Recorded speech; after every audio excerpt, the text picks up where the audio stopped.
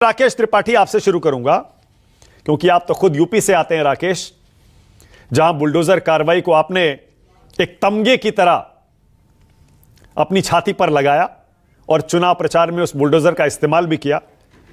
संकट में है आपका बुलडोजर राकेश त्रिपाठी, यह कहना अब गलत नहीं होगा। सुप्रीम कोर्ट कह रहा है गाइडलाइन बनाएंगे, आप गलत करते हैं, ये किसी के घर पर भी बुलडोजर चला देते हैं राकेश। नहीं, सुप्रीम कोर्ट ने ये नहीं कहा है कि गलत करते हैं। सुप्रीम कोर्ट अगर गाइडलाइन बनाती है तो निश्चित तौर पर वो गाइडलाइन देश की सभी सरकारों के लिए बाध्यकारी होगी, सभी सरकारें उसको मानेंगी, हम भी स्वागत करेंगे। लेकिन अभी तक जो बुलडोजर चला है, जिसको बार बार विपक्ष और तमाम सारे लोग, प्रोपेगेंडा फैलाने वाले लोग ये कहते हैं कि बुलडोजर अवैध तरीके से चला है, ये गलत है।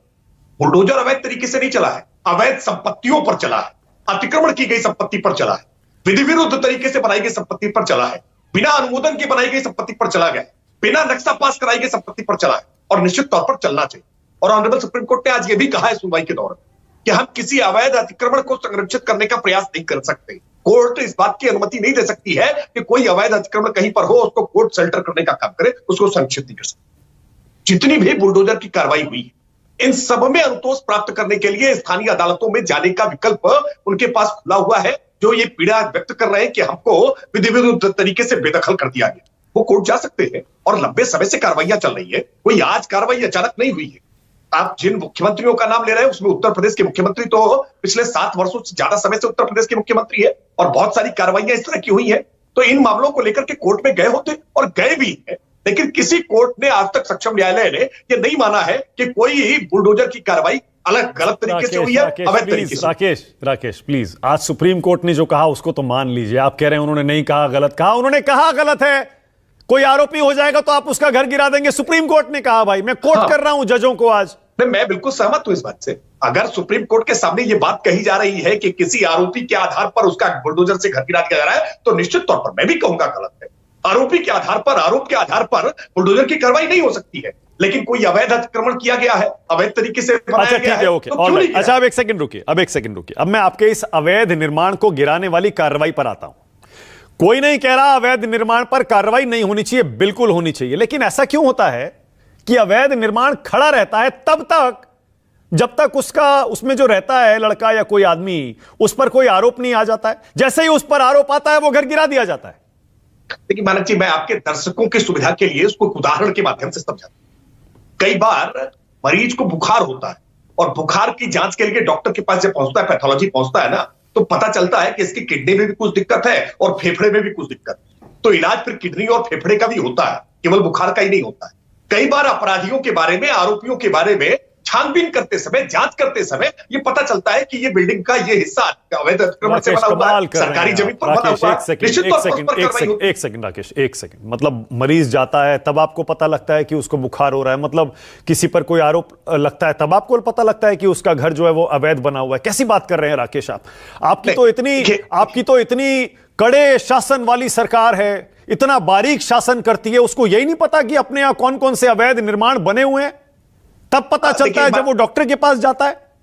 देखिए मानक जी, कई बार क्या है ना, सरकारें चूंकि बदलती रही है ना, इससे पहले उत्तर प्रदेश में और अलग अलग राज्यों में कांग्रेस की सरकार, समाजवादी पार्टी की सरकार आंख मूंद करके अपने समय में निर्माण करा दिया करती है। फिर आप देखिए कमजोर दलील दे रहे हैं, फिर से कमजोर दलील दे रहे हैं। कितने साल हो गए आपकी सरकार को यूपी में आए हुए? कमजोर दलील नहीं है। देखिए मानक जी, क्या है ना, कोई अगर जिसको सरकार का संरक्षण देकर के बनवा दिया गया, खड़ा हो गया, शिकायत नहीं मिली, जब पता चला, जैसे ही जानकारी में आया, उसको गिरा देने का काम किया है। अनुच्छेद 370 इतने दिनों से लगातार चला रहा था। भारतीय जनता पार्टी की सरकार। एक सेकंड, 370 से तुलना मत करिए, 370 से तुलना मत करिए। 370 सबको पता है, बच्चे को पता है, पहले से पता। नहीं, अच्छा रुकिए, ओके, एक सेकंड, मैं आपसे एक और स्पष्टीकरण चाहता हूं।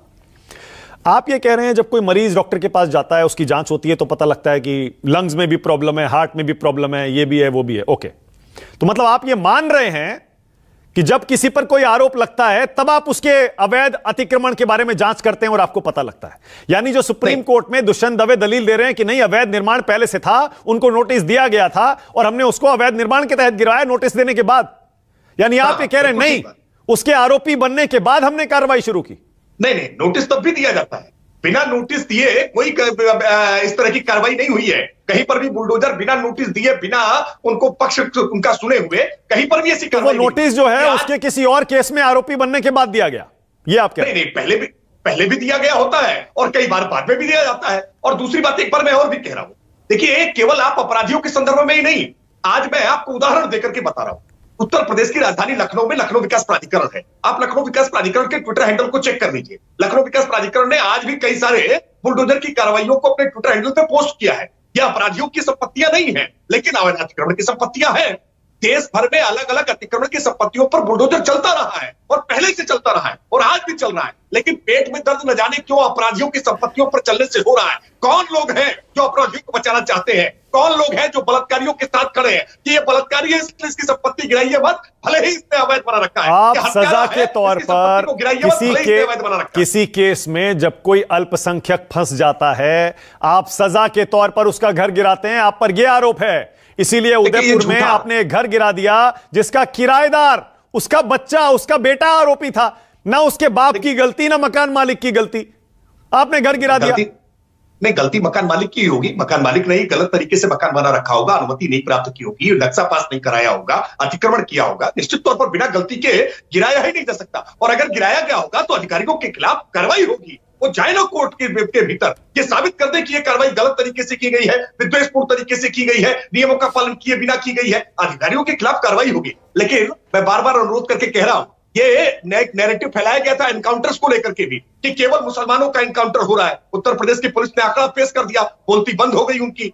ये जाति देखकर, मजहब देख करके कार्रवाइयां आज भारतीय जनता पार्टी नहीं करती है, लेकिन कुछ लोग जानबूझ करके उन मजहब के लिए गोलबंदी करने के लिए उनको पीड़ित बताने का प्रयास करते हैं। चलिए, अपराधियों का बचाव इस तरह से बेशर्मी से किया जाना ठीक नहीं। ठीक है, लेकिन राकेश, कम से कम मैं आपकी इस बात के लिए दाद दे रहा हूं कि आपने ईमानदारी से आज ये तो मान लिया कि बहुत सारे केसेस में पूरी कार्रवाई नोटिस देने के भी उसके किसी केस में आरोपी बनने के बाद हुई, क्योंकि अक्सर एक आ जाता था नहीं, पहले से नोटिस दिए हुए थे। आपने कम से कम आज ये तो माना कि हां, बहुत बार ऐसा होता है कि जब डॉक्टर के पास मरीज जाता है तब 1, 2, 3 बीमारियां पता चलती हैं।